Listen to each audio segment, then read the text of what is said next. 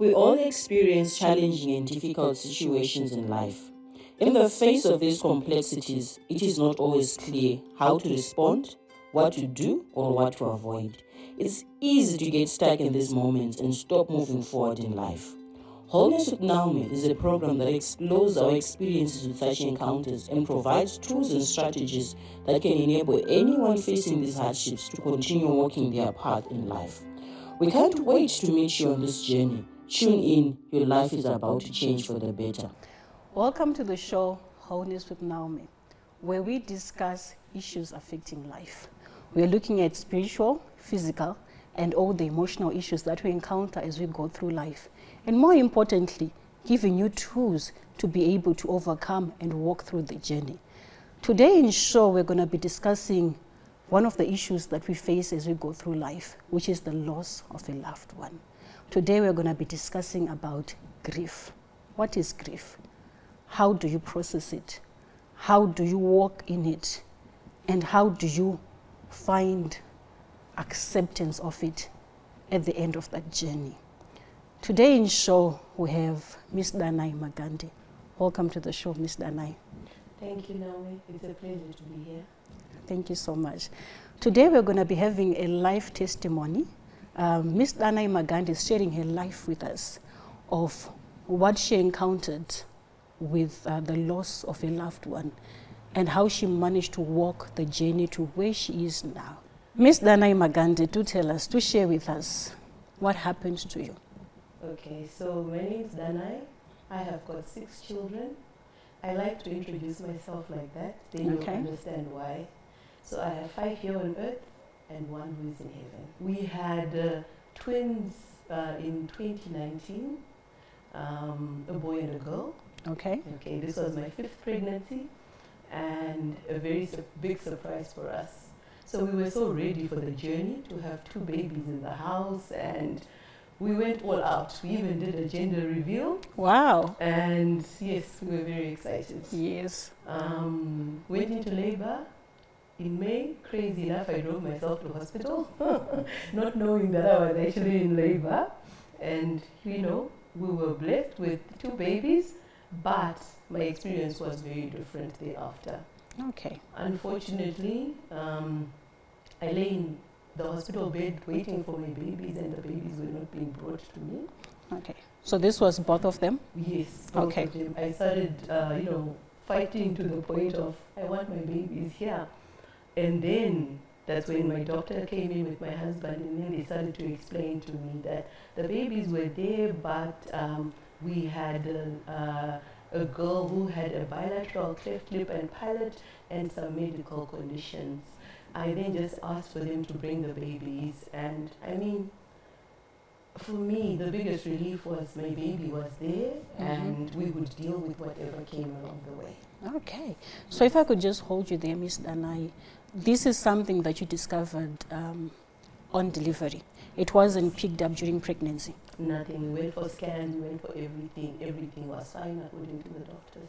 How did you feel in that moment that this news was being broken to you by the doctor? You know, every mother is expecting to see her children after delivery. Initially, it was the babies were not given to you as expected, and then also getting the news that one of the twins had a complication. How did it make you feel, Danai? Okay, I believe my grief journey started then, because grief really is the loss of anything, not just the loss of a loved one, but it's the pain that you go through when you lose something. So for us, that was where we lost the hope of having 2 healthy babies, We found ourselves with one who was not well. But I think for me the distress was more of the way the babies were withheld. I think I probably grieved. I thought I'd lost my babies, So when I knew that they were actually there, and even though there were complications, I was willing to say, okay, it's a different route, it's a different journey, but I'm willing to walk that journey. How did life change for you, like in your day-to-day routines? How was it like for you taking care of your twins? Oh, it was a big life change. I always say the verse Philippians 4:13, I can do all through Christ strengthens me. I lived that. I lived that because I didn't know the strength that I had.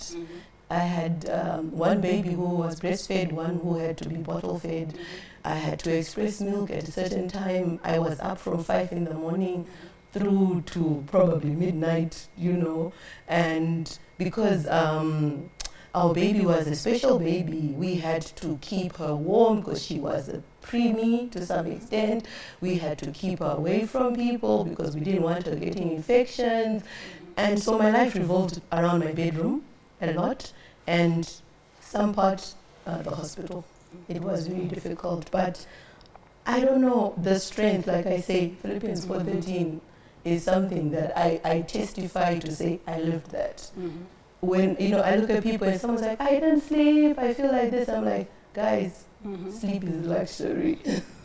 It sounded, you know, it's just sharing that it's something that you'd come to a point of acceptance that this is what my child has, and we're going to move through it all. What happened, Danai? Yes. So unfortunately, you know, like I said, she had complications and we were in and out of hospital.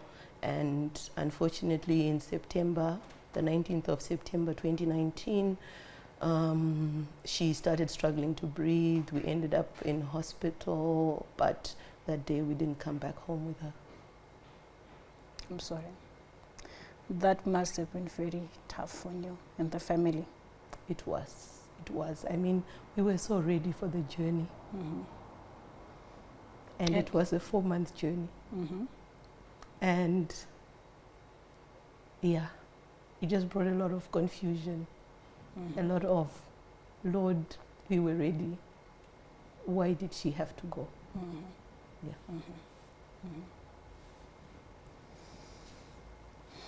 I am sorry for the loss of your baby, Danai. What was her name? Her name is Shumiro. It's interesting. We gave her that name not knowing that that really was her purpose. In Shona, Shumira is really to serve. And I believe she came here to serve. She brought a different dynamic to our lives. And yeah, which brings in another part of maybe if I can go into that. So please do go on. When she passed away, like I said, it was really why, you know, I really had questions for God to say, why did you take her when I was ready? Why did you take her? And it took a lot of soul searching, a lot of time with God, I think. And I got to a point at the end of 2019 where I said to God, I want a purpose for my pain. Because I said she can't have come here for her to go and leave us in such pain. So through the pain that you went through, you now wanted to find out what purpose was there for that pain. Why did she come? You know? Maybe I think I've rushed to the end and I can take a step back. So I'm one person who's really keen on finding out things and understanding. And if I'm in a journey, I research, I look up, I try to understand. I don't just sit and take what people tell me. I want to find out. So I always laugh and I say Google is my friend. Okay.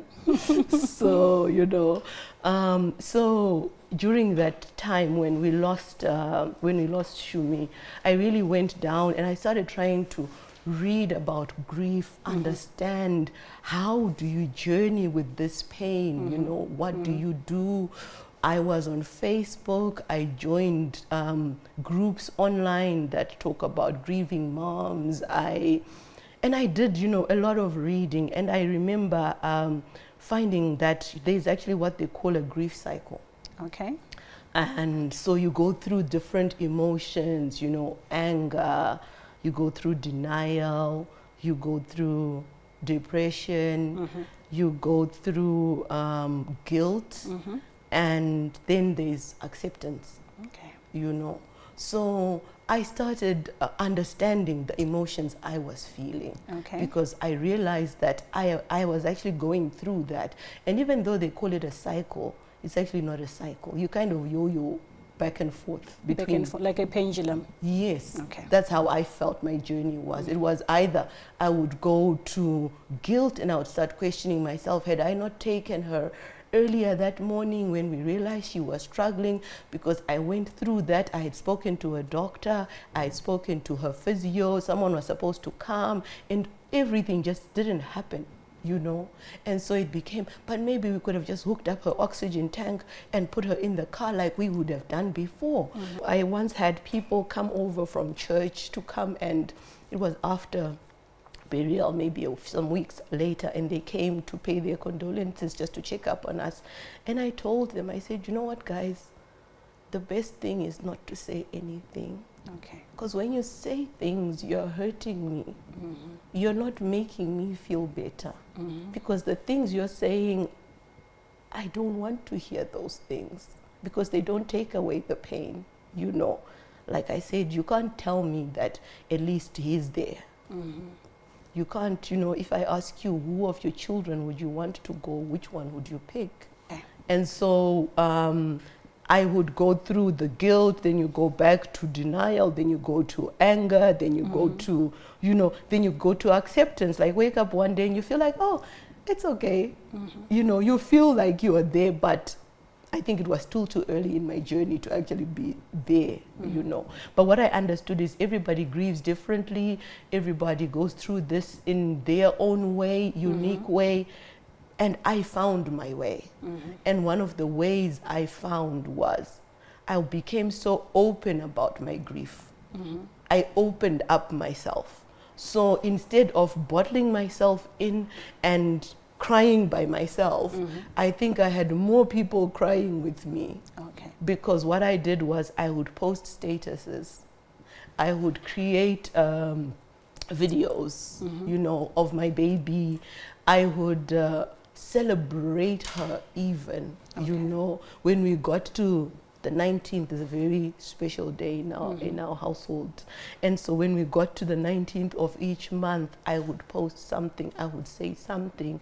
I found resources. I started posting even definitions of grief, you know. I started posting the do's and don'ts of grief. You know.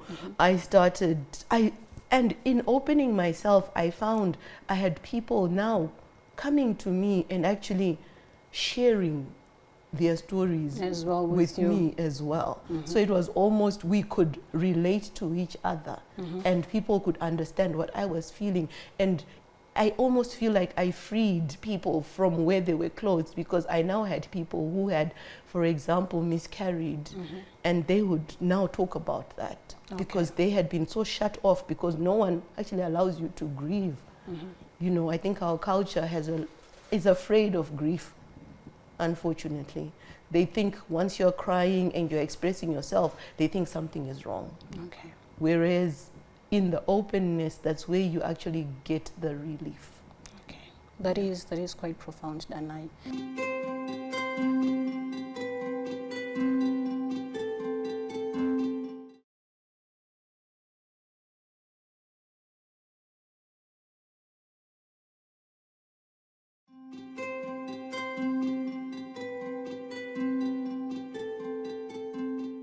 To someone who's listening, Danai, who's going through grief right now, what tools can you share with them? I know you've shared how you've gone through the journey yourself, as you were sharing just now. I know there's someone that's out there listening and they're struggling with the loss of their loved one, and they may have lost a child, a relative, supporting a friend. What tools did you use in summary, to say these are the tools I used that enabled me to walk this path better? Okay. So the tools I would say is, first I understood my emotions and I was willing to accept my emotions and express my emotions. I don't know if that makes sense. It does. Yes. So because we are taught so much to say, don't cry, shinga, if you cry, you're gonna cause this one discomfort. If you do this, you're gonna. So, but for me, I actually feel like I went against the grain. And I actually said, if I was crying, I would cry. If I was in pain, I would express that I was in pain. And in accepting that, I think it liberated me to feel what I was supposed to feel. Because when you don't feel, you know, just recently I was reading somewhere where they say, if you bury an emotion, it doesn't die. It doesn't. It grows. And sometimes it pops up in places you're never expecting it. Exactly. So that's one of the things. It was accepting that and understanding that this is something normal, what I'm going through. Also, another thing maybe that I haven't brought up was journaling. Okay. Okay, so journaling, it was me expressing what I felt, you know, but on paper. Okay. I wrote letters to God. I wrote letters to Shumi, you know, because then I could express myself. And I know I wouldn't get answers, but just putting down what I was feeling brought it out, you know. Also, something that I didn't bring up was I actually went to a school counselor for my daughter. Okay. And Do I share said about that. I wanted her to get counseling because she was Okay. only in grade 2 when her sister passed away. And This she is was for the very other close. siblings? Yes. Okay. And she was very close to, you know, to her young baby sister. And so I went to the counselor to say, please watch my daughter, she might need help. And when I was there, the counselor asked me, who are you seeing? And I never thought about that. And then she said, my door is open. Come in and let's have a chat. And I'm telling you, I appreciated that conversation so much. I was able to express what I was feeling to her that I had not been able to express to anybody else. And so I went in thinking I'm getting tools for my daughter, but I got tools for myself. Wow. And I sat and we talked, and out of her talking with me, that's where she actually encouraged me to journal. So she said, you know, write down, you know, she said, when you keep thoughts in your head, it's like a hamster in a cage with that little circle. So the hamster keeps rolling the circle, but they're not going anywhere. That's the same thing with your thoughts. But if you bring them out, you liberate yourself. That's powerful. And I honestly appreciated that. I started journaling. I started writing letters to my daughter. I started writing letters to God. And I only saw her twice, actually, because that very first time, and then another day when I really felt I needed someone to talk to, I went and I sought her out and we spoke, and I would recommend that to anybody. Counseling, I would say any day, especially when you are grieving. Okay. Because we tend to bottle up our emotions because everybody around us doesn't want to share with us because they are afraid, you know. Or they don't know how to handle it. Exactly. They don't know how to handle it. So just going and having counseling, speaking to someone who is going to listen to you with no judgment, with no preconceived thoughts, but is willing for you to just pour out, I would say that makes a difference. And also, in talking to someone, I also had a very close friend who we were grieving together. Okay. But we didn't know how to help each other, you know. And we started to just have lunch dates. So we made an appointment every specific day. I forgot it was a Tuesday. We would go and sit and have lunch. So the idea was, let's take ourselves away from this environment and let's go sit somewhere else where it's different and we can just sit and talk. And if we want to talk, if we don't want to, but I'm telling you, that made a difference. It was therapeutic. That was very therapeutic. And also, I would also say that too, if you're helping someone who's grieving, have time with them. Just take them out of the place where they are. And yes, I just created a different atmosphere. It was something to look forward to as well. And yeah, it really, I think that really made a difference. And yeah, I think those, you know, knowing your emotions, accepting them, feeling them, and understanding that you are not going to be stuck in one place. Okay. You're going to move. You know, the ultimate goal of grief is to be able to get to a place of acceptance. And acceptance does not mean you're going back to the old self, but it means you're going to a new self. Because out of all that you've journeyed and what's happened, you're never going to go backwards. True. You're going to a different place. True. It is also important to note that acceptance is not necessarily saying that what happened is okay, but it's taking the situation as it is now and moving forward with it. It's finding the new normal for yourself and for your family. Thank you. Exactly. And so I'm going to, like I said this at the beginning and now I'm bringing it in. So in December of 2019, I got to a point where I just said, Lord, I want a purpose for my pain. I don't understand. I don't believe my daughter came for us to just bury her and be in this pain. You know, I want a purpose for this pain.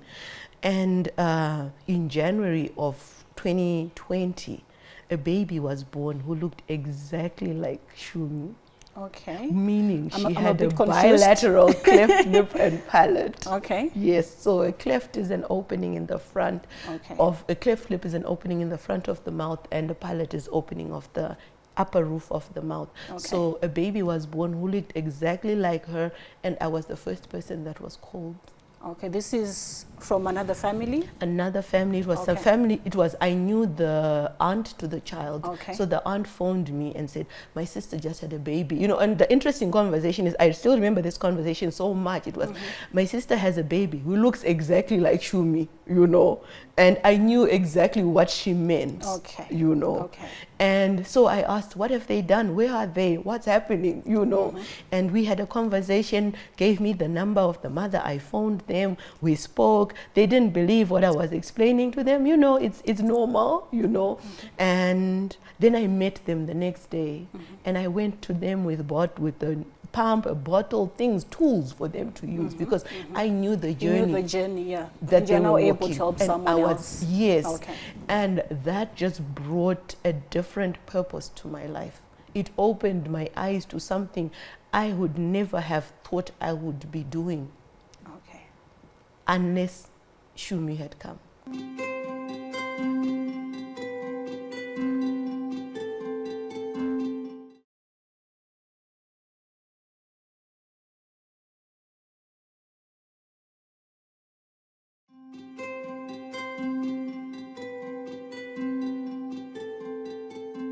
So where are you now with, it sounds like it's a project that's still ongoing? Yes, it is. It is. You know, I say this to a number of people. I say, when God wants you to do some things, sometimes He'll nudge you and you don't move. And sometimes where the word says He uses all things for the good, that comes in as well. Because out of my pain and out of my grief, God gave me a different purpose and a different vision, and I believe it's for His good. So I started a trust in 2021, which is called Shumiro Sarah Crystal Magandi Trust, named after Shumi. That's beautiful. And the purpose of the trust is to offer psychosocial support to mothers, to babies, to fathers, you know, anybody who's cleft affected. I am there to walk with them the journey, to provide them with information. My aim is really to do intervention at birth, to help them know how to take care of the baby, get them to know where to get the operations, and just be a support group for them. I found this analogy of a jar with a ball inside. And what it said was, you know, initially as you grieve, you feel like the ball keeps hitting the sides of the jar. You know, the pain is just so intense. It keeps hitting the sides of the jar.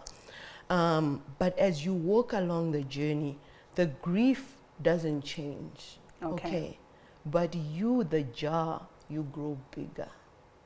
And bigger. Do you understand? Yes. You learn to live with the grief, such that the ball does not hit as hard and as closer as That's it was powerful. hitting before. Yeah, that's Now it's like powerful. it will travel a distance before it hits there, and travels before it hits And there. sometimes it doesn't and hit sometimes the it edge. doesn't reach there exactly. So for me, that really made a lot of sense. So the pain is still there, you know. Nothing can ever change that. My baby died, and that loss is real. But I've grown Like bigger, that jar. like the jar. And now I am able to walk this journey in a different way. I'm able to relate my story. I'm able to function. But the ball does come and hit at certain times, you know, especially birthdays, certain number days, like I said, you know, but it's no longer as intense as it was before. That's powerful, Danai. You know, I'm really grateful. As even I'm just seated here listening to you of the impact that this is making upon the mothers, the families that are affected by cleft lip, and the change and the transformation that you're bringing to those families. It is amazing, Danai. Well done for doing that. Thank and you. for heeding to the call of God upon your life as well. Do join us for the next episode as we continue in developing wholeness within us. Thank you.